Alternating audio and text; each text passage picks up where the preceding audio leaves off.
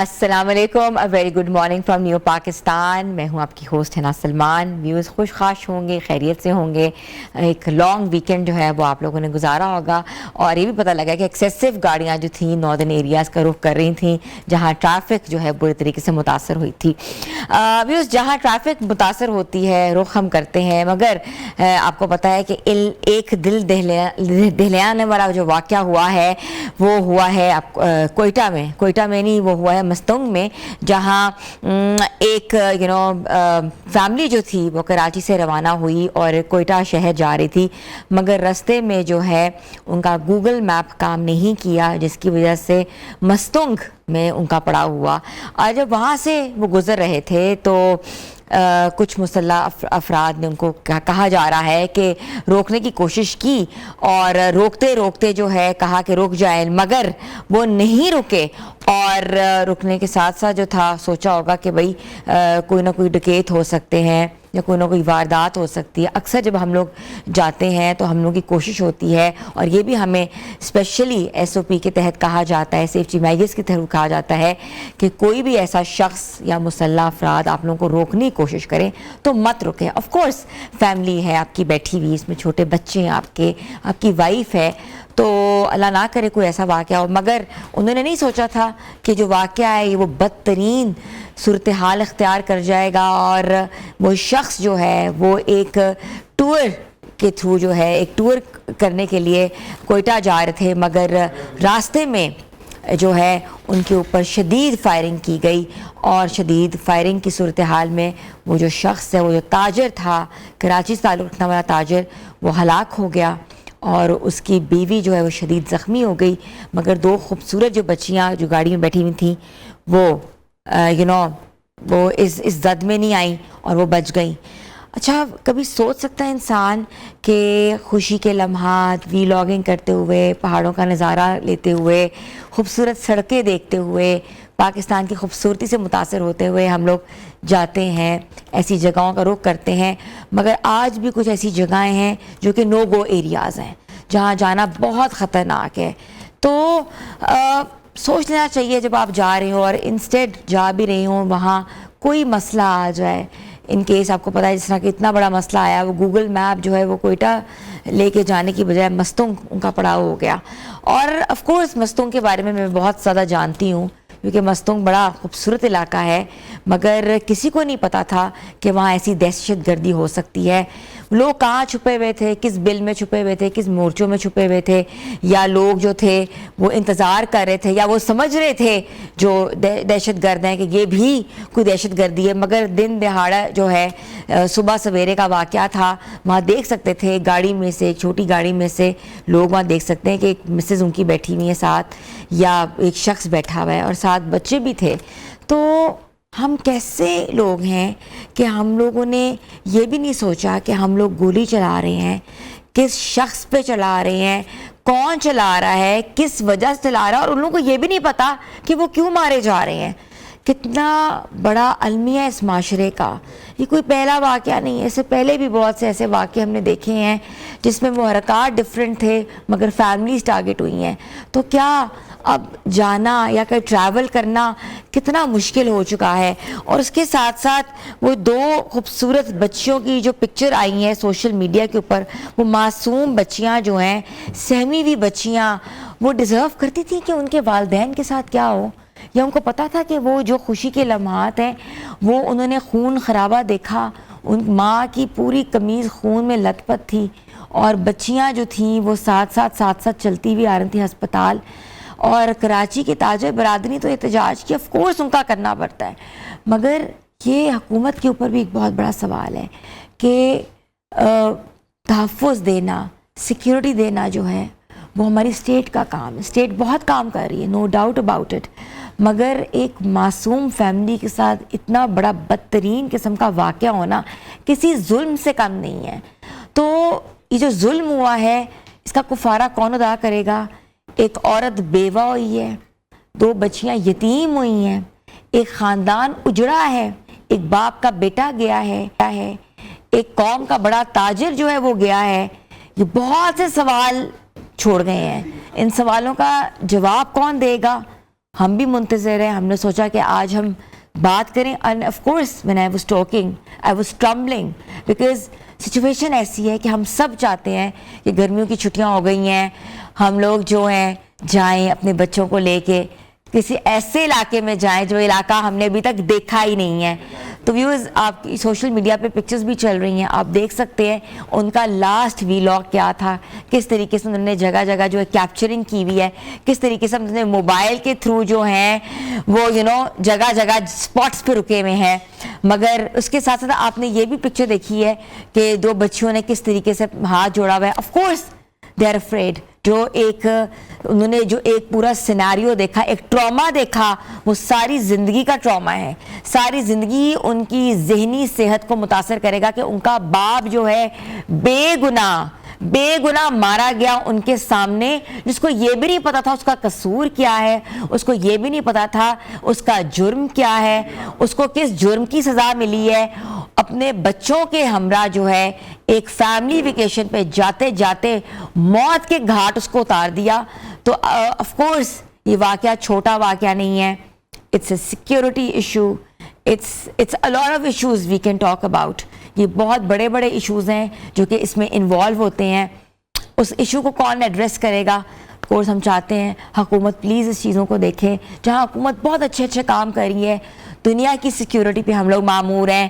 دنیا کی سیکیورٹی کے حوالے سے جو ہے پاکستان کا نام جو ہے اس وقت دنیا میں پاکستان کا نام چرچا ہوا جا رہا ہے. دنیا میں پاکستان کا چرچا ہے.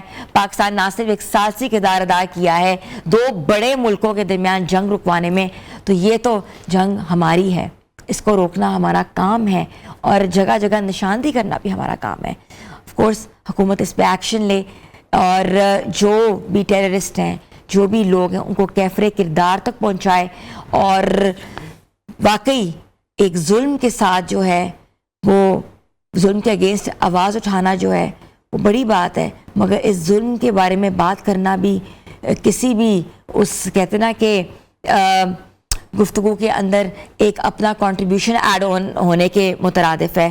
تو یہ تو تھی ایک بہت دہلانے والا واقعہ جس کے پیچھے جو ہم نے آج بات کی ہے. مگر اس کے ساتھ ساتھ تھوڑی سی اگر ہم بات کرتے ہیں انٹرنیشنل جو کیا مسائل ہو رہے ہیں, جہاں ہم کلائمیٹ جرنلزم کے حوالے سے بات کرتے ہیں اور پاکستان کے کلائمیٹک کنڈیشنز کے حوالے سے بات کرتے ہیں. آپ نے دیکھا کہ پچھلے کئی سالوں میں pre monsoon, post monsoon season, heat wave, cloud burst نے پاکستان کو متاثر کیا ہے. وہاں یہ صرف پاکستان متاثر نہیں ہوا بلکہ پوری دنیا متاثر ہو رہی ہے. اس وقت یورپ اس وقت جو ہے تاریخی خطرناک ترین موسمی آفات میں جو ہے اس سے نمٹ رہا ہے, اس کا سامنا کرنا پڑ رہا ہے. ایک ویڈیو سوشل میڈیا پہ آئی ہے جہاں لوگ اپنے بیگ اٹھائے ہوئے بھاگ رہے ہیں ٹھنڈے علاقوں کا, اور ٹیمپریچر جو ہے وہ 42 ڈگری سینٹی گریڈ تک پہنچ گیا ہے. یہ بدترین ٹیمپریچر ہے بیکاز یورپ میں اس طرح کا ٹیمپریچر کبھی بھی ایکسپیرینس نہیں ہوا. اور اس کے بعد اگر ہم ہو کی سچویشن دیکھیں WHO کے مطابق تو انتہائی تشویشناک صورتحال ہے, اور خبردار کیا ہے کہ ہیٹ سٹریس جو ہے آف کورس لوگوں کو ہو جائے گا, کیونکہ جو لوگ جو ہیں وہ اس کنڈیشن سے واقف ہی نہیں ہیں, ان کو پتہ نہیں ہے کہ ہیٹ سٹریس کیا ہوتا ہے, کلاؤڈ برسٹس کیا ہوتے ہیں اور ہیٹ سٹروکس کیا ہوتے ہیں, وہ آج ایکسپیرینس کر رہے ہیں.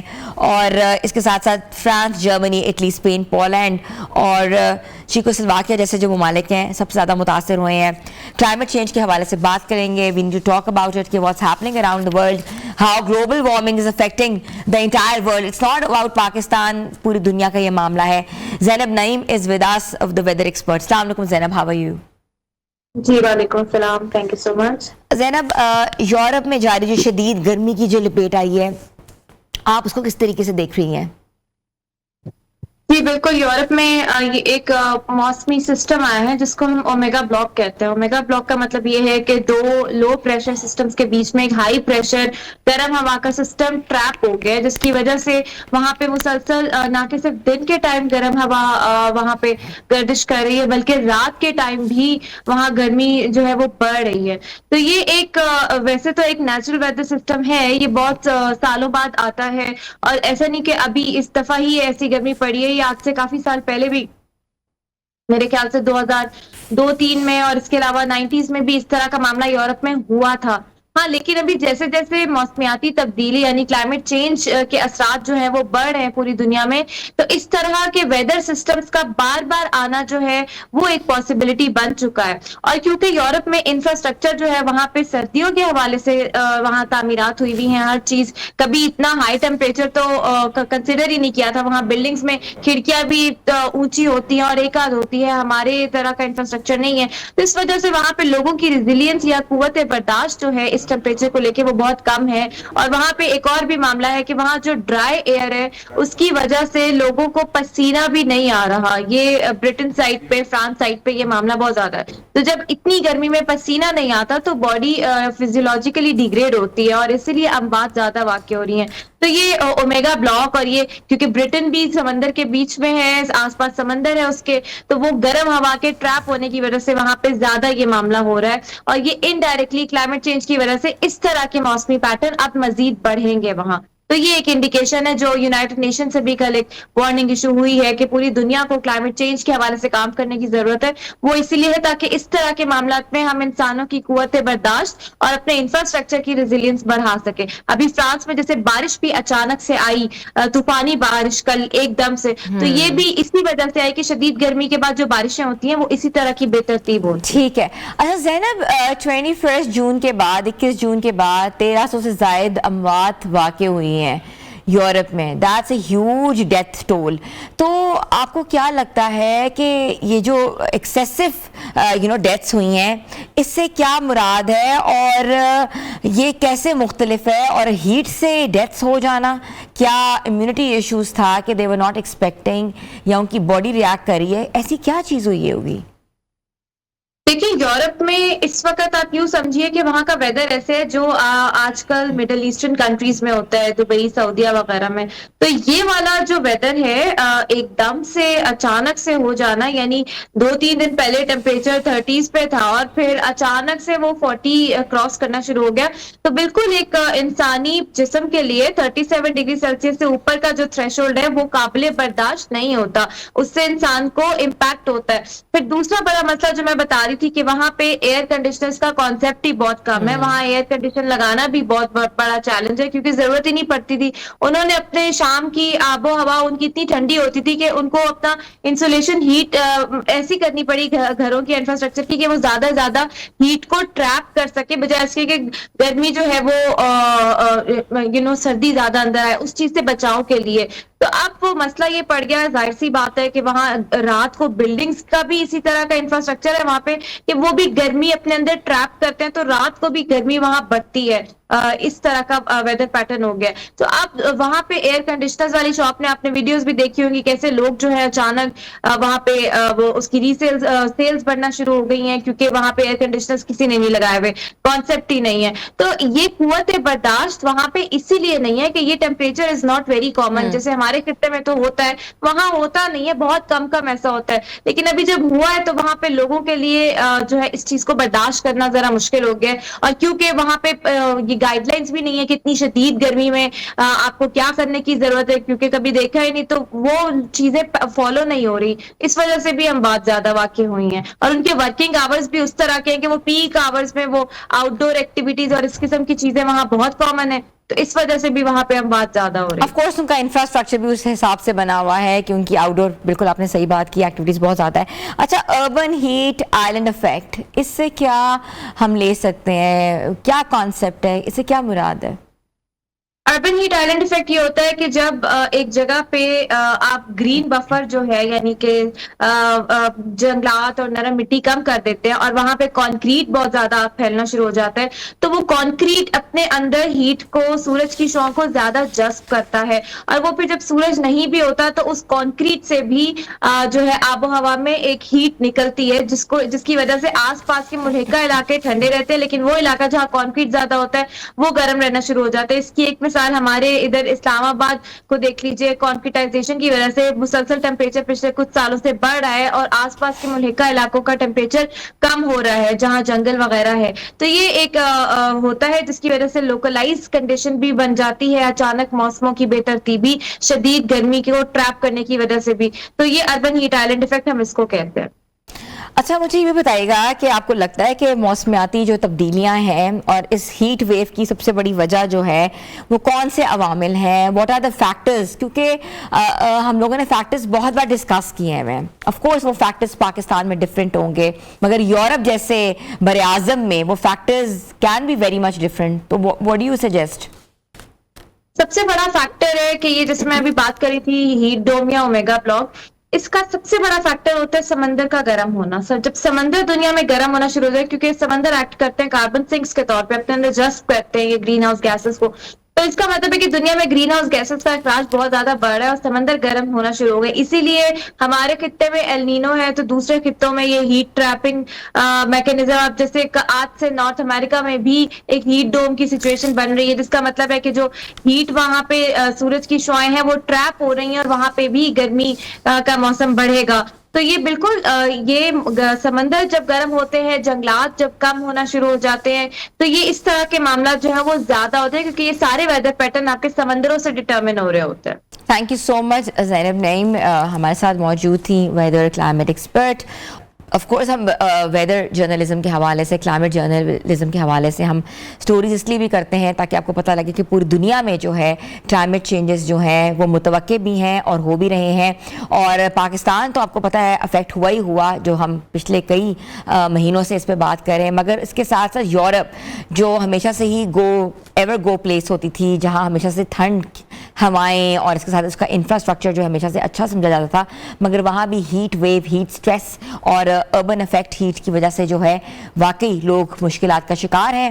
اور نہ صرف مشکلات کا شکار ہے بلکہ آپ نے دیکھا ہے جس طریقے سے ایئر کنڈیشنز کی شاپس جو ہیں وہاں لوگوں سے بھری ہوئی ہیں، people are trying to buy them. اور اس کے ساتھ ساتھ لوگوں کی ایئرپورٹ پہ بہت بڑی تعداد موجود ہے جو کہ مائگریٹ کر رہی ہے، ڈفرینٹ جگہوں پہ جا رہی ہے تاکہ ان کو کولنگ افیکٹ آئے، کیونکہ وہ ایسا کانٹیننٹ ہے جہاں لوگ جو تھے they are not ready for this to adapt such weather change. تو ویورز یہاں ہم نے چھوٹی سی بریک لینی ہے، بریک کے بعد ہم واپس آ رہے ہیں، آپ لوگ ہمارے ساتھ رہیں.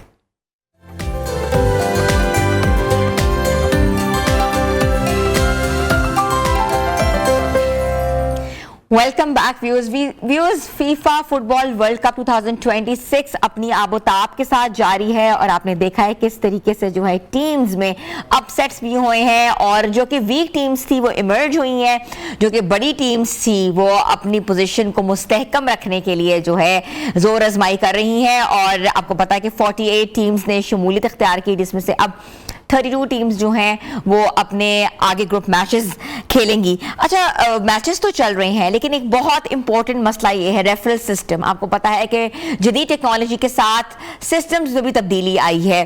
ریفری جو ہوتا ہے اس کی بہت امپورٹنٹ ڈیوٹی ہوتی ہے، مگر سم ٹائمز جو ہے کچھ چیزیں ایسی کہتے ہیں کہ پلک جھپک کے ساتھ ہو جاتی ہیں کہ وہاں سسٹمز جو ہیں وہ کہ ایک مین پاور نہیں بلکہ ٹیکنالوجی بیس سسٹمز کو لگانا پڑتا ہے.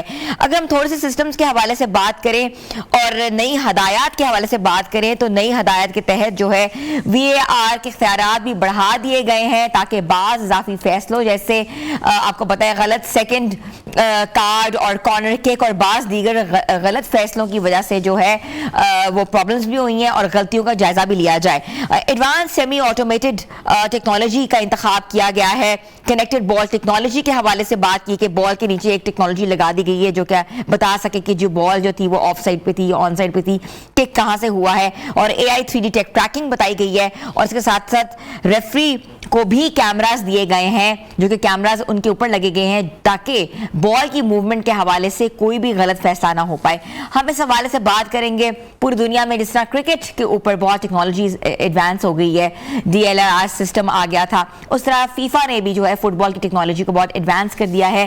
اور ایڈوانس ٹیکنالوجی کے ساتھ ساتھ جو ہے ایک نیا دور جو ہے اس میں داخل ہوا ہے اور یہ بھی دیکھنا ہے کہ اس سے جو کھیل متاثر تو نہیں ہوگا، کھیل کی رفتار برقرار رکھی جائے گی. اور اس کے ساتھ ساتھ یہ بھی سوچا جا رہا ہے کہ ان چیزوں سے جو ہے کسی بھی سسٹم کے اندر یا کسی بھی پلیئر کو یا کسی بھی ٹیم کو جو ہے غلط فیصلے کی وجہ سے جو ہے وہ کوالیفائنگ راؤنڈ سے نہ نکالا جا سکے. تو آج ہمارے ساتھ موجود ہیں سابق فیفا اسسٹنٹ ریفری یاسر رحمان صاحب، جن کو ویلکم کرتی ہوں. السلام علیکم یاسر. وعلیکم السلام، تھینک یو سو مچ. جی یاسر، آپ کو پتا ہے کہ ہمیشہ سے ہی فٹ بال کو بہت ایک نازک کھیل سمجھا جاتا ہے. کیا فٹ بال ہے، بس گول ہوتا ہے تو ہمیں سمجھ آتی ہے بس گول ہو گیا ہے، مگر اس کے بھی تقاضے ہیں. آف سائڈ پہ ہوا ہے، آن سائڈ پہ ہوا ہے، کہاں ہوا ہے، اور اب اتنی ٹیکنالوجی بڑھا دی گئی ہے. اس کی وجہ کیا تھی؟ بیسیکلی اس کے پیچھے ایک پوری ٹیکنیکل ٹیم ہے فیفا کی، جو کہ ہر آئے دن کے ساتھ فٹ بال کو ایک جدید تقاضوں پہ لانے پہ مصروف عمل رہتی ہے. تو یہ ساری جو نئی جدت ہے فٹ بال کے اندر، یہ جو فٹ بال ریفریز ہیں ان کو ہیلپ آؤٹ کرنے کے لیے انٹروڈیوس کروائی گئی ہیں، تاکہ وہ معاون ثابت ہوں میکسیمم جو ہے ایگزیکٹ ایکوریٹ ڈیسیژنز لینے میں. اور میں آپ کو بتاتا چلوں کہ یہ ٹیکنالوجیز ایک ہیلپنگ ٹولز کے طور پہ تو یوز ہو سکتی ہیں اور ہو بھی رہی ہیں، لیکن کبھی بھی یہ ہیومن جو فیکٹر ہے اس کو ریپلیس نہیں کر سکتی. At the end of day جو فائنل ڈیسیژن ہوتا ہے وہ ہمیشہ ریفری کا ہی ہوتا ہے. اور یہ V R system, goal line technology اور ریفری کیمراز، یہ ساری جو جدید انوینشن ہیں، یہ صرف اور صرف فٹ بال کو ایک جدید تقاضوں پہ لانے میں اور جو اس میں مسٹیک کے چانسز ہوتے ہیں اس کو منیمائز کرنے کے لیے ان سب کا استعمال کیا جا رہا ہے. ٹھیک ہے. اچھا، یہ استعمال تو ہو رہی تھی، مگر ریفریز کو سب سے بڑے چیلنجز کون سے تھے جس کی بنیاد پر یہ سسٹمز متعارف کرائے گئے؟ دیکھیں، جدید اس دور میں کیونکہ سوشل میڈیا کا دور ہے، سب سے بڑا جو چیلنج ریفریز کو فیس کرنا پڑتا تھا وہ سوشل پریشر تھا، کیونکہ ہیومن ایرر ایک نیچرل فیکٹ ہے اور جس کو نیگلیکٹ نہیں کیا جا سکتا. آلدو فیفا اپنے ہائی لیول کمپٹیشنز کے لیے ایک پراپر سسٹم ہے جس کے تحت میچ آفیشلز کو ریفریز کو پریپیئر کرتی ہے، لیکن پھر بھی کہیں نہ کہیں بہتری کی گنجائش ہمیشہ موجود رہتی ہے. تو اس سوشل پریشر کو اور ان تمام جو پوسیبل فیکٹرز ہیں جس کی وجہ سے کسی بھی ٹیم یا کسی کی رینکنگ میں اور کسی بھی میچ کے ڈیسیژن پہ افیکٹ ہو سکتا تھا، اس کو منیمائز کرنے کے لیے فیفا نے یہ ساری جو لیٹسٹ ٹیکنالوجیز ہیں وہ انٹروڈیوس کروائی، اور اس کے بہت سارے پازیٹیو جو ریزلٹس ہیں وہ بھی سامنے آ رہے ہیں. اچھا یاسر، یہ جو advance semi automated of sight technology ہے یہ کیسے کام کرتی ہے؟ اس ٹیکنالوجی سے آپ کیا رول آؤٹ کر سکتے ہیں؟ یہ advance semi automated of sight technology ہے، یہ بیسیکلی ایک اے آئی بیسڈ ٹیکنالوجی ہے جس کے تحت بہت ہی کم ٹائم میں یہ ہیلپ آؤٹ کرتی ہے ریفریز کو بہتر اور کریکٹ آف سائٹ ڈیسیژن کو لینے میں. ٹھیک ہے. اچھا، اور جو بال کنیکٹڈ ٹیکنالوجی ہے وہ کیسے کام کر رہی ہے؟ جی، یہ بال کنیکٹڈ جو ٹیکنالوجی ہے وہ بیسیکلی گول لائن ٹیکنالوجی اس کو بولتے ہیں، کہ سم ٹائم پچھلے ریسنٹ ایونٹس میں فیفا کی جو ٹیکنیکل ٹیم ہے وہ آبزرو کرتی ہے کہ سم ایونٹس میں بعد میں ویڈیوز آتی ہیں جس میں کچھ سم ٹائم بال گول لائن کراس کر چکا ہوتا ہے اور ہیومن آئی جو ہوتی ہے وہ اس کو اس طرح سے ڈیٹیکٹ نہیں کر پاتی، اور آن ٹائم کئی دفعہ جو ہے غلط ڈیسیژن بھی ہوئے اس پہ. تو اس کو 100% انشور کرنے کے لیے یہ بال کے ساتھ جو چپ ایک انہوں نے لگا دی گئی ہے، جب بھی بال گول پوسٹ کے اندر سے گول لائن کراس کرتا ہے تو یہ سگنل ریفری ٹیم کو دیتی ہے، جس سے وہ کنفرم ہو جاتا ہے کہ 100% جو بال ہے وہ گول لائن کراس کر گیا ہے. That means goal has been scored. ٹھیک ہے. اچھا، یہ جو ریفری کو جو کیمراز انہوں نے انسٹال کر دیے گئے ہیں، یہ کہاں کیے گئے ہیں؟ یہ کیمراز کیسے ڈیٹیکٹ کرتے ہیں اور کیا ڈیٹیکٹ کر رہے ہیں؟ جی، کیونکہ جب سے وی آر سسٹم انٹروڈیوس کروایا گیا ہے تو فیفا نے ریفریز کی باڈی کے ساتھ ایک کیمرا لگا دیے ہیں، کہ جب بھی وی آر انٹرویو کرنا چاہتا ہے تو وہ اس اینگل سے بھی اس انسیڈنٹ کو دیکھ سکے تاکہ ایک کریکٹ ڈیسیژن لیا جا سکے. یہ ریفری کی باڈیز کے ساتھ منسلک ہوتے ہیں اور پھر یہ ہیلپ آؤٹ کرتے ہیں جو ویڈیو اسسٹنٹ ریفریز ہیں اس ٹیم کو جب بھی انہیں انٹروین کرنا ہوتا ہے، تاکہ وہ ہیلپ آؤٹ کریں ریفری کو جب بھی وہ ریویو کے لیے جاتا ہے، اور اس کے پیچھے سپورٹنگ جو ٹیم ہے وی اے آر کی اس کو ایک کریکٹ ڈیسیژن لے. اور یہ جو AI 3D ٹریکنگ ہے یہ کیسے کام کر رہی ہے؟ یہ اے آئی بیس ٹیکنالوجی ہے جو بہت کم ٹائم میں جو ایگزیکٹ ڈیسیژن ہے، کریکٹ ڈیسیژن، وہی وی آر ٹیم کو ہیلپ آؤٹ کرتی ہے. ایک اسپیسیفک سگنل ہوتے ہیں اسپیسیفکلی آف سائڈ کے لیے، تو اس میں بہت 0% چانسز رہ جاتے ہیں ریسنٹ میچز میں ہم نے دیکھا بھی کہ اس طرح کے کچھ ڈیسیژنز کے نیشنز کی ہار جیت اور ٹیموں کی کوالیفیکیشن اور ڈسکوالیفیکیشن میٹر کرتی ہے. ریسنٹ ایران کے میچ میں ہم نے دیکھا کہ جو ایڈیشنل ٹائم کے اندر ایک آف سائڈ پوزیشن پہ گول سکور ہوا کیونکہ بہت ہی منیمم مارجن تھا, لیکن وہ اسی ٹیکنالوجی کی بیس پہ وہ ڈیٹیکٹ ہوا اور جس کی وجہ سے وہ گول وی آر کے انٹرویو کے بعد میں ڈس الاؤ کرنے پڑا, جس کی وجہ سے ایران کی ٹیم ہے جو نیکسٹ راؤنڈ کے لیے کوالیفائی نہیں کر سکی. تو اٹس ریئلی ہیلپ فل, یہ جو ٹیکنالوجیز ہیں یہ نو ڈاؤٹ بہت ہیلپ آؤٹ کریں گی, لیکن at the end of day میں پھر کہوں گا کہ یہ جو ہیلپنگ ٹولز کے طور پہ تو یوز کی جا رہی ہیں اور جو بہت بہتر نتائج سامنے آ رہے ہیں, لیکن کبھی بھی یہ ہیومن فیکٹر کو ریپلیس نہیں کر سکتے. اچھا بالکل, آپ نے بڑی زبردست نشاندہی کی ہے ایران کی ٹیم کے ساتھ جو ہوا ہے, کیونکہ بہت چیزیں سوشل میڈیا پہ بھی آئی ہوئی ہیں اس ٹیم کے حوالے سے, جہاں انہوں نے فیفا سے بھی کمپلین کی ہے, ان کے ساتھ زیادتی ہوئی ہے. آپ کو لگتا ہے کہ زیادتی کی گئی ہے یا ہوئی ہے, یا that was deliberately been done? I think there's a distortion in line, اور جیسے ہی he comes back we'll definitely talk on it, because آپ کو پتہ ہے کہ ایرانی ٹیم جو ہے وہ کوالیفائی نہیں کر پائی, اور ٹیم جو ہے ان کو یہ بھی پرابلمس تھیں کہ ان کے ساتھ زیادتی ہوئی ہے. we'll talk about it, but still جو وی آر سسٹم ہے it's a better system operating.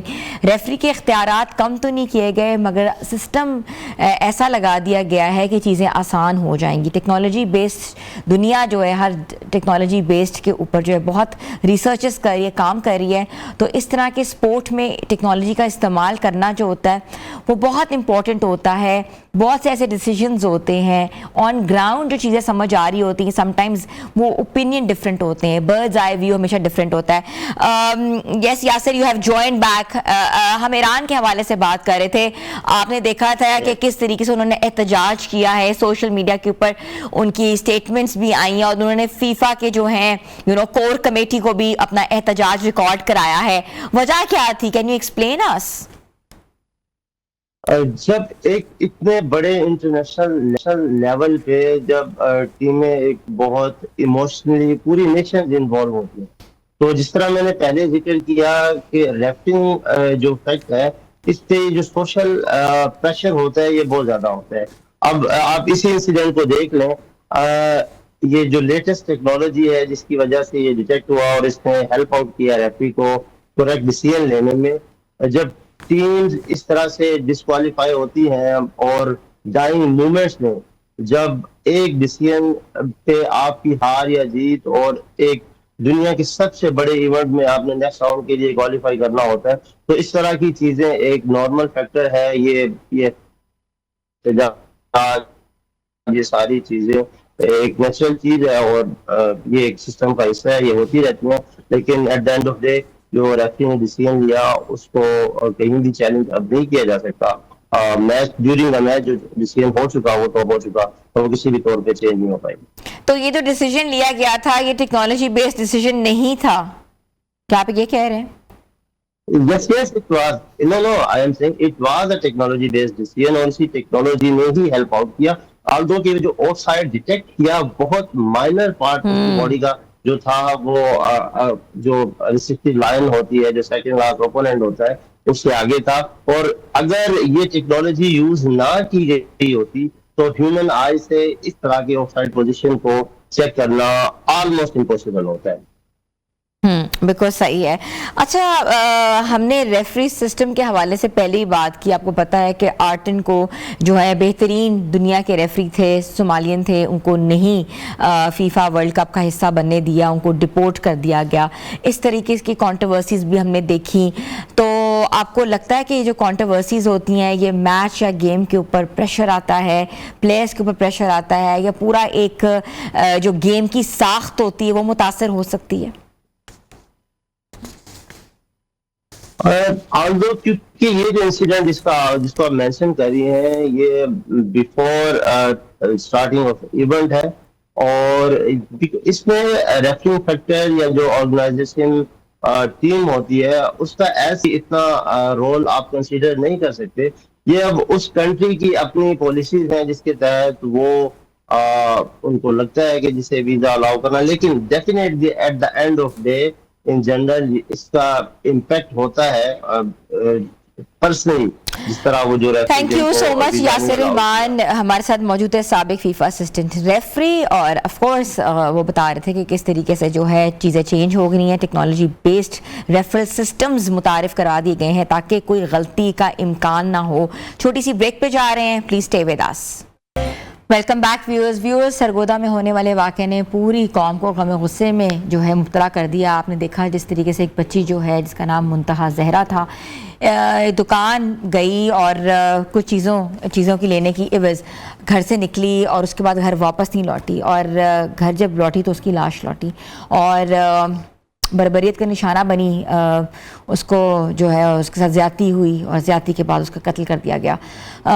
हमने इससे पहले भी प्रोग्राम किया, मगर कहा गया जी CCD ने बहुत बड़ा एक्शन लिया है और एहलकारों ने और अहदेदारों ने और इदारों ने, और उसके साथ साथ मुलज़िमों को पकड़ लिया है, और एक मुलज़िम जो है वो इनकाउंटर में जो है वो मारा भी गया था। बहुत खुशी हुई कि जो इस तरह की चीज़ें हो जाती हैं वो उससे वाकई इत्मीनान हासिल हो जाता है इंसान को कि कम से कम जुर्म है तो अदल तो है, इंसाफ तो है। मगर इसके साथ साथ ये भी पता लगा कि जो शख्स मारा गया है, मैंने सोशल मीडिया पे देखा, वो शख्स मुलजिम नहीं था, मुलजिम कोई और है, और इसके ऊपर जो है कार्रवाई भी की जा रही है और सोशल मीडिया के ऊपर जो है काफ़ी वीडियोस आ रही हैं कि वो शख्स नहीं था। दूसरी जानिब जो अहले खाना का मुसलसल इंटरव्यूज़ भी देख रहे हैं, उनके चचा ने कहा है कि शफाफ और इंक्वायरी बैठनी चाहिए, और मासूम बच्ची के साथ जो ज़्यादती हुई है, जो दरिंदगी हुई है, उनके मुताबिक जो है जो भी अफराद इसमें मुलव्वस हैं उसको सख्त से सख्त सज़ा देनी चाहिए। कानून जो है वो ऑफ कोर्स बालातर है और तमाम जिम्मेदारी जो है इंसाफ के कटहरे में आनी चाहिए। तो मज़ीद हम इस पर बात करने के लिए रब्ता कर रहे हैं अपने नुमाइंदे से। इमरान गुराया हमारे साथ हैं and he can update us well. अस्सलाम वालेकुम इमरान। वालेकुम अस्सलाम, कैसी हैं मैडम? बिल्कुल ठीक ठाक। इमरान, हमने वाक़या तो सबको पता है, मुंतहा जहरा का वाक़या छुपा हुआ नहीं है किसी से भी, मगर जिस शख्स को सज़ा दी गई है या ऑफ कोर्स इनकाउंटर में जो शख्स मारा गया है मुलजिम, तो आपको लगता है जो कि सोशल मीडिया पे बातें चल रही हैं कि वो शख्स जो था वो नहीं था, इसके बरक्स कुछ और था, क्योंकि फॉरेंसिक रिपोर्ट और मुख्तलिफ चीज़ें DNA जो है वो नहीं ये साबित करा कि वही शख्स था? नहीं जी, ये बड़ा ही दिल दिला देने वाला वाकया है। 7 साल बच्ची है मुंतहा जहरा, जो घर से चीनी लेने के लिए एक करियाना स्टोर जो कारखाना बाजार में है वहां पर गई तो वापस नहीं गई। तो इसमें ये जो मरकजी मुलज़िम था अरसलान, ये पुलिस ने इनकाउंटर में इसे हलाक कर दिया। तो इसके साथ जो दीगर 4 और भी लोग थे उन्हें भी शामिल तफ्तीश किया है, वो भी पुलिस की हिरासत में है और अब उनकी तफ्तीश जारी है। 6 रोज़ा रिमांड लिया गया। रिमांड आज पूरा हो गया और आज दोबारा जो है इन्हें अदालत में पेश किया जा रहा है। तो मुलज़म अरसलान जो है, जो मेडिकल रिपोर्ट आई है उसमें वो साबित हुआ है कि बच्ची के साथ ज्यादती भी हुई है और बच्ची को तशद्दुद भी किया गया है। सामने चेहरे से उनकी हड्डी टूटी हुई है, गर्दन से, और दीगर जो है वो 7 निशानात हैं जिस्म पे मजीद जो तशद्दुद भी किया गया है। पुलिस जिस वक्त आई, इतला मिली, पुलिस मौका पर पहुंची। थाना सिटी के जो SHO हैं शेख सफदर, वो मौका पर आए। इतला दी गई कि बच्ची जो है चीज लेने के लिए गई है तो वापस नहीं आई। तो इस हवाले से पुलिस ने अपनी तफ्तीश जो है वो कार्रवाई आगे बढ़ाई। तो जो बाजार में लगे हुए कैमरे थे एक दुकान के, उससे पता चला कि बच्ची जो है मुंतहा ज़हरा वो यहाँ से गुजर रही है और इस करियाना स्टोर में, जो हमीद करियाना स्टोर है, इसमें दाखिल हुई है और वापस नहीं आई। तो जो है मुंतहा के वालिदैन, वो भी जो है पुलिस की तफ्तीश है, मुतमिन है। गुज़श्ता रोज़ 5 दिन के बाद जो है DPO सरगोदा सोहेब अशरफ साहब ने जो प्रेस कॉन्फ्रेंस की, इनके खानदान के साथ वालिद थे, चचा थे, मामू थे और दीगर रिश्तेदार थे, अहले मोहल्ला थे, जिनके हमरा प्रेस कॉन्फ्रेंस की गई और वहाँ पर उन्होंने बताया, जो वालिद है नई मुंतहा के वालिद हैं, انہوں نے بتایا کہ ہم پولیس کی تفتیش سے بالکل مطمئن ہیں اور مزید جو ان کے پاس 4 ملزم اور ہیں ان کی تفتیش جاری ہے. تو انشاءاللہ ہمیں پہلے انصاف جو مرکزی ملزم تھا اسے مار دیا گیا. تو اب جو مزید 4 لوگ دکان میں جو شام موجود تھے اس وقت انہیں بھی زیر حراست میں لیا گیا. اب ان کی تفتیش بھی ہو رہی ہے. تو اب دیکھنا یہ ہے کہ کیا آیا کہ وہ جو 4 لوگ ہیں وہ بھی اس جو کیس میں جو ہے وہ ملوث ہیں یا نہیں. جی اچھا عمران، آپ نے بات کی ہے کہ ارسلان جو تھا وہ آف کورس انکاؤنٹر میں جو ہے وہ مارا گیا ہے تو وہ ملزم ہے، تو اس کا مطلب ہے کہ وہ ملزم تھا اور یہ چیز جو ہے پروو ہو چکی ہے کہ وہ اس تمام صورتحال میں جو بھی ہوا، جو بربریت ہوئی، اس میں ملوث تھا. جی بالکل. تو اس جو یہ زیادتی کیس ہے اس میں وہ ملوث تھا. وہ بچی کو اوپر لے کے گیا، دکان کے اوپر والے پورشن پہ جب وہ لے کے گیا تو اسی نے ہی جو ہے بچی کے گلے پہ جو ہے وہ چھری پھیری، تو اس کے ساتھ زیادتی بھی کی. گردن جو شارخ تھی بالکل وہ کاٹ دی گئی. بڑے برے طریقے سے جو ہے بچی کو تشدد کیا اور قتل کر کے وہ ڈبوں کے اندر جو وہاں پہ دکان کے اندر موجود تھے ان کے ڈبوں کے اندر اس نے وہ لاش جو ہے منتہا زہرا کی وہاں اس میں چھپا دیا تھا. تو پولیس نے جب اسے زیر حراست لیا تو اس نے خود اوپر لے جا کر پولیس کو نشان دہی کی کہ یہ ملزم جو ہے جو لاش ہے یہ منتہا زہرا کی یہ پڑی ہے. تو اس کا مطلب ہے کہ سوشل میڈیا پہ جو بھی پروپیگنڈا ہو رہا ہے وہ فالس پروپیگنڈا ہے، جو بھی باتیں کی جا رہی ہیں وہ غلط پولیس جو ہے پھیلائی جا رہی ہے. جو ہے وہ اپنی تفتیش کر رہی ہے. باقی جو 4 لوگ ہیں وہ اس وقت سی سی ڈی کے پاس ہیں، وہ بھی اپنی تفتیش کر رہے ہیں. تو یہی ہے کہ جو ملزم مرکزی ملزم ہے جو ذرائع کے مطابق، پولیس کے مطابق، سی سی ڈی کے مطابق یہ کہنا ہے کہ مرکزی ملزم جو ہے اسے جو ہے وہ سزا بس we want to make it clear، ہم یہ بات کلیئر کرنا چاہتے تھے اور عمران آپ نے ہمیں کلیئر کر دی ہے. اچھا مجھے یہ بھی بتائیے گا کہ اس دکان کے ساتھ کوئی گھر والوں کا کوئی جھگڑا یا کوئی ادھار، کوئی لین دین میں کوئی مسئلہ، کچھ ایسی چیز تھی؟ ہاں بالکل. یہ جو ہے اس دکاندار کے ساتھ کوئی جھگڑا ہوا تھا منتہا کے والد کا 3 روز قبل، جو ایف آئی آر کے مطابق ہے. ایف آئی آر میں یہ درج جھگڑا ہوا تھا منتہا کے والد جی جھگڑا ہوا تھا 2-3 دن پہلے. تو انہوں نے کہا تھا کہ ہم مزہ چکھائیں گے. تو اب یہ ہے کہ اب جب ہماری پہلے بات ہوئی، دوسرے دن بات ہوئی منتہا کے چچا سے، انہوں نے کہا کہ ہمارا ایسا کوئی نہیں ہے، کوئی جھگڑا نہیں ہوا. ہم نے پوچھا کہ ایف آئی آر میں تو درج ہے کہ جھگڑا ہوا ہے.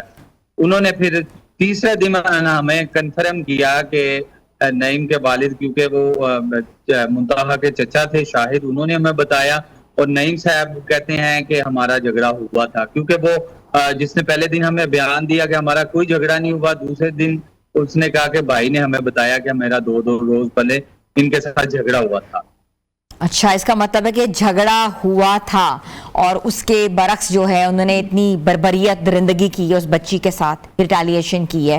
اچھا، تفتیش جو ہے اب کس مراحل میں ہے؟ کتنے مزید دن لگیں گے؟ کیونکہ عوام کی نظریں اس سٹوری کے اوپر اس لیے ہیں کیونکہ یہ ایک گھر کا معاملہ نہیں ہے، یہ پوری قوم کی بچیوں کا معاملہ ہے. پوری قوم کی بچیوں کا معاملہ ہے. بالکل. یہ اب آج جو 6 روز کا ریمانڈ تھا وہ ختم ہوا اور آج پھر سیشن سول عدالت میں جو ہے انہیں پیش کیا جائے گا. وہاں سے ان کا ریمانڈ کی مزید استداد کی جاتی ہے یا انہیں جیل بھیج دیا جاتا ہے. یہ تو اب عدالتی کارروائی کے بعد ہی پتہ چل سکتا ہے کہ یہ اب کیس کتنے دن تک اور چلے گا. یہ عدالت کی کارروائی کے بعد ہی پتہ چلے گا. ٹھیک ہے جی عمران، ہم سن پا رہے ہیں آپ کو. عمران اچھا مجھے یہ بتائیے گا کہ یہ جو دکان ہے اس کو سرکاری طور پہ سیل کر دیا گیا ہے، پولیس وہاں تعینات کر دی گئی ہے، تو دکان کے جو دکان کے معاملے کے حوالے سے میں یہ بتاتا چلوں آپ کو کہ دکان جو ہے اسے سیل کیا گیا تھا کیونکہ جو شر پسند عناصر تھے وہ دکان پہ پتھراؤ کر رہے تھے. दुकान को आग लगाने की कोशिश कर रहे थे, तो जो पुलिस और ज़िली इंतजामिया ने मिलकर वहां से जो करियाने की दुकान में सामान मौजूद था वो निकाल के एक महफूज मकान पर जो है वो मुंतकिल किया है। और अब गुज़श्ता रोज जो है अब दुकान के बाहर जो है वो खारदार तारें लगाई गई हैं और एक दीवार बना के उस दुकान को मुकम्मल तौर पर बंद कर दिया है और एक लकड़ का छोटा सा दरवाजा लगाया गया वहाँ। और वहां पर पुलिस की भारी नफरी भी तैनात है, क्योंकि 4-5 रोज से शरपसंद अनासर जो थे वो उस दुकान पर पथराव कर रहे थे, आग लगाने की कोशिश कर रहे थे। तो पुलिस ने उनमें मुल्ज़मान को, जो शरपसंद अनासर थे, उनमें से तकरीबन दर्जनों ऐसे अफराद थे जिन्हें गिरफ्तार कर लिया गया है और उनके खिलाफ मुकदमा भी जो है वो भी दर्ज कर लिया गया है, उनकी भी तफ्तीश जारी है। तो इस हवाले से पुलिस की तरफ से दुकान को सील भी किया गया है, दीवार बना दी गई है और खारदार तारें लगाकर पुलिस भी तैनात कर दी गया है, क्योंकि दुकान के 3 से 4 दुकानें छोड़कर वो बच्ची का मुंतहा, बच्ची का घर भी साथ ही है। अच्छा, इतना करीब था घर, मतलब कि 1 मिनट भी नहीं लगता होगा दुकान तक पहुंचना, अगर 3-4 घर दुकानें छोड़कर उसका घर था। तो बिल्कुल। अच्छा, मुझे ये भी बताइएगा कि अहले खाना जो है मुंतहा के, वो कैसे हैं? आपकी चचा से तो ऑफ कोर्स हमने देखा है, मामू भी नज़र आए हैं, वालिद भी नज़र आए हैं, लेकिन माँ, क्योंकि आपको पता है माएँ बहुत हिसास होती हैं अपने बच्चों के हवाले से। कोई आपका मतलब कि इंटरव्यू करने का आपको मौका मिला या वो कभी आई कैमरा पे आना चाहती हैं? बिल्कुल, इंटरव्यू तो हमारा नहीं हुआ उनके साथ, मगर वो माँ थी। जितना बड़ा सदमा उसको है वो शायद हमें इतना ना हो, मगर हमें भी है, क्योंकि हम भी बेटियों वाले हैं, बहनों वाले हैं, तो हमें भी जो है उतना ही सदमा है। मगर उनकी वालदा जो है गम से निडाल है और बहुत ज्यादा परेशान है। तो हमारा कोई उनकी वालदा से हमारा कोई इंटरव्यू नहीं हुआ, मगर वो इंसाफ की तलबगार है और उनका ये भी कहना है कि एक मुलज़म को जो कैसे किरदार तक पहुंचा दिया गया है, अगर इनके साथ दीगर भी शामिल हैं तो उन्हें भी कड़ी से कड़ी सजा जो है वो दी जाए। ठीक है, thank you so much Imran Guraya. और आपने जो अपडेट किया, वाकई कि मज़ीद हमें शफाफियत का पता लगा। बाकी इदारे जो हैं बहुत ज़बरदस्त काम कर रहे हैं। जिस तरीके से बताया कि जो अरसलान था, जिसके बारे में प्रोपेगेंडा किया जा रहा था, सोशल मीडिया के ऊपर कहा जा रहा था कि ये मुल्ज़िम नहीं है और बेकसूर है, मगर कसूर और वही शख्स है जो इनकाउंटर में मारा गया। तो ये सवाल था बहुत से इदारों के ऊपर भी हम उठाते हैं हमेशा कि इदारे क्या करें। इदारे तो अपना काम कर रहे हैं, लेकिन हमारी अपनी क्या जिम्मेदारी है इस चीज़ों को ना प्रोपोगेट किया जाए और उनको शफाफ तरीके से जो है इस केस को जो है वो निपटाया जाए। और ये केस नहीं है, ये बच्चियों का मामला है और ये एक माँ का सदमा है और ये पूरी कौम की बच्चियों का मामला है। आज मुंतहा है तो कल किसी और की बेटी भी हो सकती है। ऐसी सज़ा दी जाए जो कि एक कहते हैं ना कि एक वाकई एक सोसाइटी के लिए इतनी बड़ी पनिशमेंट मिले ताकि कोई ऐसी जुर्रत ना कर सके किसी और मुंतहा की जान लेने के लिए। छोटी सी ब्रेक पे जा रहे हैं, आप लोग हमारे साथ रहें।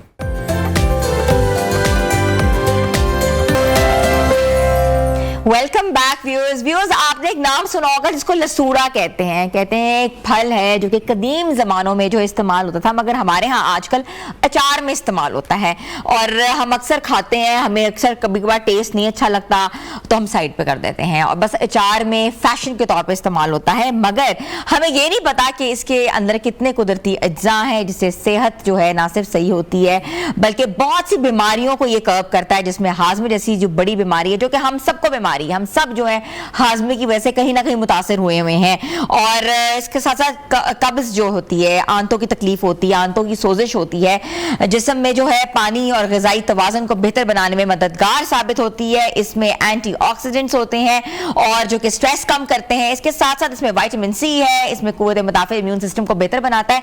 हमें ये चीज़ें नहीं पता, मगर मैंने सोचा कि आज हम आपसे शेयर करूँ और इसके बहुत से और फ़ायदे हैं जो कि डिस्कस करने बहुत ज़रूरी हैं। कहाँ کو استعمال کرنا چاہیے, کیسے کیسے استعمال کرنا چاہیے, کس طریقے سے کھلانا چاہیے, بچوں کو کیسے دینا چاہیے جس سے جو ہے اتنے زیادہ فیکٹرز جو ہیں وہ انہینس ہو سکے. تو آج ہمارے ساتھ موجود ہے, آپ نے ان کو پہلے بھی کافی بار شوز پہ دیکھا ہے, نیشنل آپ کو پتا ہے کہ کاؤنسل فار طب کے پریزیڈنٹ ہیں, اور حکیم محمد احمد سلیمی صاحب, جن کو ویلکم کرتی ہوں. السلام علیکم. وعلیکم السلام. کیسے ہیں آپ؟ بہت شکریہ, کافی عرصے بعد آپ کے ساتھ, بہت عرصے کے بعد پروگرام کیا ہے. بالکل, آپ ایسے ہی, آپ کا آنے کا بہت بہت شکریہ. اچھا حکیم صاحب, ہمارے ہاں جو ہے یہ لسوڑا جو ہے یہ کبھی نہیں سمجھا جاتا کہ کوئی پھل ہے. ہم سمجھتے ہیں کہ ایسی ایک چیز ہے جس کو ہم صرف اچار میں استعمال کر سکتے ہیں. میں نے آج پہلی بار یہ سب کچھ سنا ہے اور میں آپ کے ساتھ پروگرام کر رہی ہوں. تو یہ کیا چیز ہے, اس کے کیا فائدے ہیں؟ جی بسم اللہ الرحمن الرحیم, بہت شکریہ. آج لسوڑوں کے حوالے سے کچھ اور چیزیں بھی آپ کو بتاؤں گا میں. اس کی چٹنی بھی بتانی ہے, اس کا شربت بھی بتانا ہے آج آپ, ٹھیک ہے. اور جو آپ نے کہا نا اس کا ذائقہ, بنیادی طور پر دیہات میں یہ زیادہ تر پھل دیہات میں استعمال ہوتا رہا ہے, اور یہ صرف اس کا سیزن بہت شارٹ ہوتا ہے, 2 مہینے کے لیے اویلیبل ہوتا ہے پورے سال میں. ایک بہترین پھل ہے, اور اس کے اندر اللہ تعالیٰ نے بہت خزانہ رکھا ہے. اس کے اندر وائٹامن اے بھی ہوتا ہے, وائٹامن بی ہوتا ہے, وائٹامن سی ہوتا ہے, اور اس کے اندر اینٹی آکسیڈنٹس ہوتے ہیں. آپ کو پتہ ہے کہ اینٹی آکسیڈنٹس جو ہوتے ہیں یہ جو فری ریڈیکلز بنتے ہیں, یعنی کہ جو ہمارے جسم کے اندر جو کینسر پیدا کرنے والے خلیات بنتے ہیں ان کی گروتھ کو روکتا ہے. اچھا, ٹھیک ہے. تو یہ بہت ایک زبردست اچھا, کینسر جیسی مہلک بیماری کا بھی علاج لسوڑوں میں ہے. لسوڑوں میں ہے, اوکے. اچھا, یہ اینٹاسیڈ بھی ہے, تیزابیت کے لیے بھی بہترین ہے. آپ نے ماشاءاللہ, میں آپ کا انٹرو سن رہا تھا تو مجھے لگا کہ کوئی طبیبہ بات کر رہی ہے, حکیم. نہیں, یہاں ہر بندہ طبیبہ بنا ہوا ہے. میں تو بلکہ آپ سے پوچھ رہی ہوں کہ اتنے نسخے ہم روز دیکھتے ہیں, وہ نسخے صحیح بھی ہیں کہ نہیں ہیں؟ اصل میں وہی بات ہے کہ ہم نے پیمرا کو بھی اس میں لکھا کہ ایک تو مستند بندے کو ہی بٹھانا چاہیے اس میں, اور جو نان کوالیفائڈ لوگ ہیں. میں نے بطور پریزیڈنٹ این سی ٹی, جو کہ میں گورنمنٹ کا ادارہ کو ریپرزینٹ کرتا ہوں, تو ہم نے پیمرا کو بھی لکھا کہ ایسے لوگوں کو ٹی وی پہ آنے سے گریز کریں جو اپنے نام کے ساتھ. اچھا, بڑی مزیداری کی بات ہے, وہ ہربل ڈاکٹر, نیچروپیتھ, ایسی کوئی ڈگری ایگزسٹ ہی نہیں کرتی پاکستان میں, ٹھیک ہے نا. نہ نیچروپیتھ کوئی ہوتا ہے, نہ کوئی ہربوپیتھ ہوتا ہے. حکیم بنے ہوئے ہیں. اچھا, وہ اپنے نام کا حکیم لکھ لیتے ہیں, اور ساری نسخوں پہ ہاتھ صاف کر رہے ہوتے ہیں. مجھے کسی نے پوچھا کہ جی اس کا ان دوائیوں کو نقصان کو نہیں ہوتا. میں نے کہا جی 1 چمچ بھر کے اجوائن کھاؤ نا ذرا, ابھی بھی پتہ لگ گیا تو نقصان ہوتا ہے کہ نہیں ہوتا. اچھا, اکثر لوگ بتا رہے ہوتے ہیں کہ یہ آپ کھائیں, وہ کھائیں. وہ اب لوگ, میں اس پہ بات کروں گی آپ سے بیکاز آج ہمارا ٹاپک ڈفرینٹ ہے, کہ لوگ ان نسخوں کو مانیں یا نہ مانیں, کیونکہ ان کی اتنے ویوز آ رہے ہوتے ہیں, اتنی فالوئنگ ہوتی ہے. جب ہم دیکھتے ہیں نا کہ ویوز آ رہے ہیں, اس کا مطلب سچ ہوگا. اگر ہم پاؤں جوڑ کر پکا جھوٹ بولے نا تو لوگ تو نا سیٹ پہ بیٹھے بیٹھے 7-7 انچ قد بڑھا رہے ہیں, ٹھیک ہے نا. تو یہ میڈیا کا بال کردار تو بنتا ہے نا کہ ایسے جھوٹ کو پروموٹ کرنا ہے. میڈیا کی اپنی مجبوری ہیں, معاملات ہیں. تو ہم بات کر رہے ہیں لسوڑے کی. لسوڑا ایک بہترین پھل ہے. ہمارے ہاں طب میں جو طب یونانی جسے ہم کہتے ہیں, روایتی طریقہ علاج, اس میں اس سے دوائیاں بھی بہت بنتی ہیں. خاص طور پر لسوڑے کو طب میں سپستان کہتے ہیں. سپستان, جی, ٹھیک ہے. اچھا, جو بھی دیہات کے اوریجن سے ہے, جو حکیم یا مطب یا جو پنسار والے لوگ جانتے ہیں سارے, ایک دوائی ہوتی تھی لوک سپستان. ٹھیک ہے. اچھا, لوک کہتے ہیں چٹنی کو, تو سپستان وہ لسوڑوں کی چٹنی. لسوڑوں کی چٹنی, ٹھیک ہے. اس پہ ایک دوائی تیار ہوتی ہے جو خاص طور پر گلے کے لیے, چھاتی کے لیے, ریشے کے لیے بہترین چیز ہے. جن کو چھینکیں آتی ہیں, الرجی کے لیے بہترین چیز ہے. تو یہ ایک بہترین ایک پھل ہے, اور یہ ظاہر ہے کہ اس کو پک جاتا ہے جب تو اسے کھاتے بھی, اس کے اندر وہ لیس دار مادہ ہوتا ہے, میوسیلیجینیس مٹیریل ہوتا ہے. اور میں آپ کو بتاؤں کہ جب عمومی طور پر ہمارے گلے میں جب خراش ہوتی ہے تو اس کے پیچھے کوئی نہ کوئی بیکٹیریل انفیکشن ہوتی ہے. اب اس کے 2 علاج ہیں. یا تو کچھ لوگ موجودہ نظام میں اینٹی بایوٹکس کا لیتے ہیں, استعمال کرتے ہیں. اینٹی بایوٹکس کے اپنے نقصانات ہوتے ہیں. اچھا, اس کے اندر بھی اینٹی بیکٹیریل پراپرٹیز ہیں جو آپ, مگر یہ اس طرح کی اینٹی بیکٹیریل نہیں ہے جو کہ اینٹی بایوٹک ہم ایلوپیتھک سسٹم میں لے رہے ہوتے ہیں. اس کے اندر لیس دار مادہ ہوتا ہے. یہ اللہ تعالیٰ نے ایسا نظام رکھا ہے کہ یہ جب ہم یوز کرتے ہیں, اس کی جو لیس ہے نا, وہ ایک لعاب سا ہوتا ہے, وہ بیکٹیریا کو اپنے اندر گرپ کر لیتا ہے. अच्छा। और उसकी मूवमेंट को खत्म कर देता है, गैर मौसर कर देता है और वो जिस्म से निकाल देता ठीक है। उसकी वजह से जब बैक्टीरिया गैर मौसर हो गया तो उसकी इन्फेक्शन नहीं बढ़ी और वो जल्दी हील भी हो गया। तो ये इसलिए ये बड़ी अल्लाह ताला ने बड़ा कुदरती। अच्छा, ये पेट का हाजमे का मसला होता है, पेट का मसला है, कब्ज का मसला है, आंतों का मसला है, उसके लिए कितना मुफीद है? मैं अगला जुमला मेरा यही था कि गट हेल्थ, आजकल ना हमें गट हेल्थ का बुखार भी चढ़ा हुआ है, सोशल मीडिया पे बहुत डिस्कस होता है। गट हेल्थ के लिए बहुत जबरदस्त चीज है ये। गट हेल्थ मुतासर कैसे हो रही है, अगर हम उसको मद्देनजर रखें तो उसके लिए एक आइडियल चीज है ये। नॉर्मली हम रिफाइंड फूड्स खा रहे होते हैं, कार्बोनेटेड ड्रिंक्स ले रहे होते हैं, फिजी ड्रिंक्स ले रहे होते हैं, या हम जो जंक फूड का यूज कर रहे होते हैं, उसकी वजह से हमारा मैदा मुतासर होता है, हमारा गट जो हेल्थ है वो खराब होती है। 12 अंगुष्ठी आंत है, छोटी आंत है, बड़ी आंत है, इसका जो मेटाबॉलिज्म है वो खराब होता है। ये जो लसूड़े का इस्तेमाल है, इसको पका हुआ वैसे खाना या इसके मुख्तलिफ कंपाउंड्स की सूरत में इस्तेमाल करना गट हेल्थ के लिए बहुत ही बेहतरीन चीज है। इससे आपकी बदहजमी भी ठीक होती है, इससे आपका जो पखाने जो इंटेस्टाइनल मूवमेंट होती है ना, ये उसको रेगुलेट करता है। जिनको कब्ज होती है, नॉर्मली बड़ी उम्र के लोग, छोटे बच्चे, उनकी ये इंटेस्टाइनल मूवमेंट सुस्त हो जाती है, जिसकी वजह से वो मुसलसल कब्ज का शिकार रहते हैं। ये उसको रेगुलाइज करता है। अच्छा, अब ये तो इसके फायदे हैं, मगर इस फायदे को, इस लसूड़े को हमने इस्तेमाल कैसे करना है? क्योंकि खाना तो एक होता है ना, चलो कुछ चीजें खाने की रेमेडी होती है, कुछ चीजें हमने बनाते हैं, जैसे चीजें तरकीबें बनाई जाती हैं। जी जी। तो पेट के हवाले से क्या करना चाहिए? इसके लिए इसका बेहतरीन, एक तो आप हम चूंकि प्रोग्राम गर्मियों में कर रहे हैं तो गर्मियों में प्यास बहुत लगती है, गर्मी के असरात होते हैं, पेशाब जल के आ रहा होता है, बहुत पीला आ रहा होता है, तो इसके लिए अगर लसूड़ों का शरबत बनाकर इस्तेमाल करें अच्छा, तो बहुत ही मुफीद है, खुश जाकर, बड़ा आसान सा। मतलब ये कि अगर आप एक प्याली लसूड़े लें, ठीक है, उसको 2-3 गिलास पानी में बॉयल करें, ठीक है, और जब वो नरम से हो जाए तो उसके ऊपर जो वो डुंडियां सी होती हैं वो उतार दें। और अब इसको अच्छी तरह आपने मैश करना है, और मैश करके ब्लेंडर में डाल के थोड़ा सा पानी डाल के तो उसे ब्लेंड करें। ये बिल्कुल वो एक कहते हैं गूदा सा बन जाएगा। उसको छान लेना है मोटी छाननी के साथ, या मलमल के कपड़े के साथ निचोड़ लें।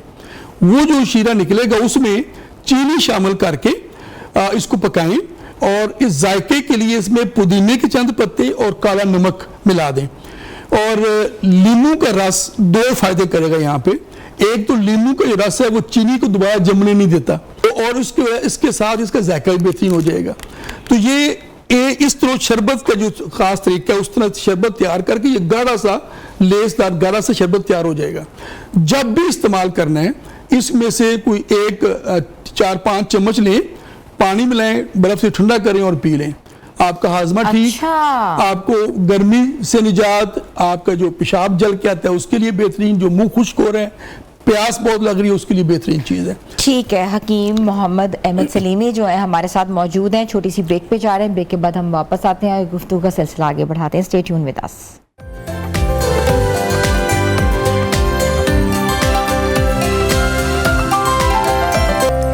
Welcome back viewers. हम लसूड़ों की ग़िज़ाई अहमियत के हवाले से आज बात कर रहे हैं, कैसे इस्तेमाल करना चाहिए, कब कब इस्तेमाल करने चाहिए, कितने फ़ायदे हैं इसके, और एक ऐसा फल है जो कि हम लोग इसकी तरफ देखते भी नहीं हैं मगर अचार में जो है ज़रूर डालते हैं। हकीम मोहम्मद अहमद सलीमी साहब हमारे साथ मौजूद हैं। हकीम साहब, आप बता रहे थे कि शरबत कैसे बनाना है इसका, और पेट के लिए कितनी अहमियत रखता है। इसके साथ साथ और बताएं, ये किस चीज़ों का इलाज में ये फ़ायदेमंद है, और कैसे तरकीब जो है वो कैसे इस्तेमाल करनी चाहिए? मैंने पहले भी अर्ज़ की कि ख़ास तौर पर इसका जो इस्तेमाल है ना, वो गट हेल्थ, और अगर हम तिब्बी लिहाज से देखें, तिब के लिहाज से, तो वो ये हमारे ज्यादातर रेस्पिरेटरी सिस्टम के लिए, गले के लिए बेहतरीन चीज है। अच्छा, जोड़ों के दर्द के हवाले से मैंने सुना है, और एंजाइटी डिप्रेशन के भी हवाले से सुना है। जिल्द के लिए बड़ा अच्छा है। अच्छा, हाँ जी, एंटी एजिंग है जी, एंटी एजिंग है। और जिल्द जिनको खराश होती है, खारिश होती है, ठीक है, और कोई जिल्द पर कोई पेन हो रही है, उसके लिए इसका गूदा ऊपर लगाएं, उससे रिलीफ मिलता है। इसके अंदर विटामिन सी होता है, और विटामिन सी सारे जानते हैं एंटी एजिंग भी है। इसके अंदर फ्लेवोनाइड्स भी होते हैं जो एंटी एजिंग हैं, जो फ्री रेडिकल्स को बनने के रोकते हैं। और ये इसके अंदर जो म्यूसिलेज वगैरह हैं वो मैंने कहा एंटी बैक्टीरियल प्रॉपर्टीज़ के अमल हैं। तो ये ख़ास तौर पर अगर आप इसको ख़ास अगर इसकी पोजीशनिंग करें तो ये गले के लिए, रेस्पिरेटरी सिस्टम के लिए, छाती के लिए, खांसी के लिए, और जो रेशा होता है उस ऐसे मसाइल के लिए बेहतरीन चीज़ है। और इसकी दवाई भी मार्केट में तैयार मिलती है, इसे लौक सिपिस्तान कहते हैं। सिपिस्तान लसूड़े का नाम है, तिब्बी नाम है। और अगर इसकी चटनी बना कर रखें हम, देखिए ये मौसम है और हम रवायती तौर पर मुख्तलिफ चटनियाँ घर में यूज़ करते हैं, तो मेरी सजेशन ये है कि लसूड़े की चटनी बनाएं।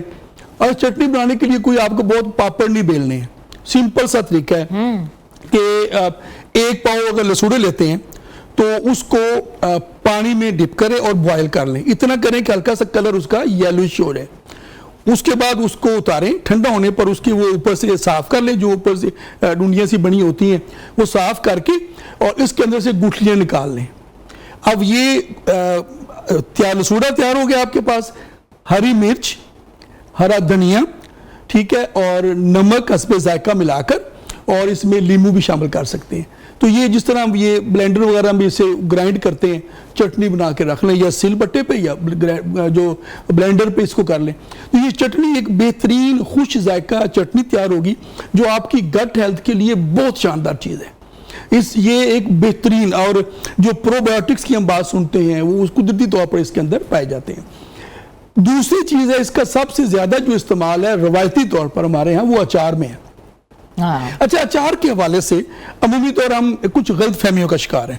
लोग कहते हैं नहीं अचार शायद सेहत के लिए ठीक नहीं है, एसिडिक बहुत होता है, हार्ट बर्न करता है। जब मैंने ना बड़ा गौर किया इन बातों पर, एक तो मुख्तलिफ अज्जा, आम का अचार उसकी अपनी इफादियत होगी, लसूड़े का अचार होगा उसकी अपनी इफादियत होगी, जैतून का अचार होगा उसकी अपनी इफादियत होगी, मुख्तलिफ चीज़ों के अचार बनते हैं, प्याज का अचार है। अब मसला ये है, इसके अंदर अज्जा क्या हैं? अचार बनाते हुए क्या डालते हैं हम? सौंफ, मेथी, कलौंजी, ये तीनों चीजें जो मेन अज्जा हैं। बाकी इसमें कुछ हम चीजें ऐड करते हैं, तेल होता है वो आखिर में, वो मतलब वो तो प्रिजर्व करने के लिए ना। अच्छा, इसको ये जो चीजें हैं, मैंने 2-3 चीजें बताई हैं, सौंफ, कलौंजी और मेथी, बेहतरीन है आपके डाइजेस्टिव सिस्टम के लिए। कलौंजी के बारे में नबी करीम सल्लल्लाहु अलैहि वसल्लम का फरमान मुबारक है कि मौत के सिवा हर बीमारी का इलाज है, ठीक है ना। अब ये और मेथी दाना ये इतनी जबरदस्त एंटीऑक्सीडेंट है। ये चीजें आंवले के साथ मिलकर उसको ये मसाला सा बनाएंगे और वो मिक्स करके, और फिर बाकी चीज़ें जो होती हैं वो नमक है और चीज़ें वो मसाला मिलाकर, हल्दी, नमक और चीज़ें, तो उसको ये मिक्स करके रख देंगे। और उसके बाद आखिर में इसको सरसों का तेल मिलाना होता है। सारे प्रमोट कर रहे हैं कि जी आप बाकी ऑयलों की बजाय सरसों के तेल में चीज़ बनाए तो निस्बतन महफूज है। तो सरसों का तेल यहाँ पे तो आप कुक भी नहीं कर रहे, सिर्फ उसके अंदर प्रिजर्व कर रहे हैं, रॉ तेल है। अच्छी क्वालिटी का रॉ तेल हो, और जब आपने खाना है तो कितना सरसों का तेल साथ जा रहा है, तो आप निचोड़ के यूज कर लें, ना सरसों का तेल साथ पिए चम्मच के साथ। तो ये बेहतरीन एंटीऑक्सीडेंट है ये अचार। जो ये कहते हैं कि नुकसानदेह, बल्कि लसूड़े का अचार तो आपकी तबीयत के लिए फायदेमंद है। अच्छा, आपने सरसों के तेल के हवाले से बात की है। सरसों का तेल अक्सर लोग फ्राई के तौर पे इस्तेमाल करते हैं, क्या ये तेल जो है फ्राई करना चाहिए? क्योंकि सम oils are cold pressed oils, जी, कुछ ऑयल जो है स्प्रे किए जाते हैं, कुछ ऑयल जो है वो गर्म तरीके से जो है वो खाए जाते हैं, फ्राई किए जाते हैं, तो ये सही है? देखिए, रवायती तौर पर इसमें दोनों तरह की राय पाई जाती है। कुछ साइंसदानों ने ये कहा कि इसको सरसों का ज्यादा तेल कुछ कहीं ना कहीं टॉक्सिक हो जाता है, मगर जो हम अचार में यूज करते हैं, अच्छा, पकाने से इसके जो न्यूट्रिएंट्स हैं सरसों के तेल के उस तरह ज़ाया नहीं होते जिस तरह हम बाकी कर रहे होते हैं। तो इसलिए एक तो ये बेहतरीन तेल है, निस्बतन हम कंपैरेटिव अगर स्टडी करें तो सरसों का तेल दूसरे तेलों से निस्बत बेहतर है। ठीक है। अच्छा, दूसरा हम यहाँ पे रॉ यूज कर रहे हैं, यहाँ पका तो रहे ही नहीं है, ठीक है ना। आप उसके अंदर सिर्फ चीज़ें मसाला तैयार करके और उसको आमले को मिक्स किया, मसाला सारा उसको मिक्स करके तो जार में रखे, सरसों को तेल में डिप करके रख दें। आपका कुछ दिनों के बाद, कोई चंद दिन, कोई हफ्ता 2 हफ्ते आप उसे स्टे कराएं, अचार तैयार है आपका। अच्छा हकीम साहब, ये भी कहते हैं कि जो खाओ वो मुंह पे लगाओ। ٹھیک ہے, یہ میں نے بہت سے حکیموں سے سنا ہے کہ آپ جو کھا رہے ہیں منہ پہ لگا لیں, تو آپ یہ سمجھتے ہیں کہ ہمیں لسوڑوں کو منہ پہ لگا لینا چاہیے؟ نہیں, پتا کیا, یہ ایک تو ایسی جو کھاؤ منہ پہ لگاؤ والی بات تو ویسی ٹھیک نہیں ہے. دیکھیں میں نے یہ کیا ہے کہ اس کے اندر میوسیلیج ہوتے ہیں, وائٹامن سی ہوتا ہے, اس میں جو فلیوونائڈز ہوتے ہیں اچھے ہیں, ویسے اسکن کو فریش رکھتے ہیں, اسکن کو فریش رکھتے ہیں, یہ ٹھیک ہے.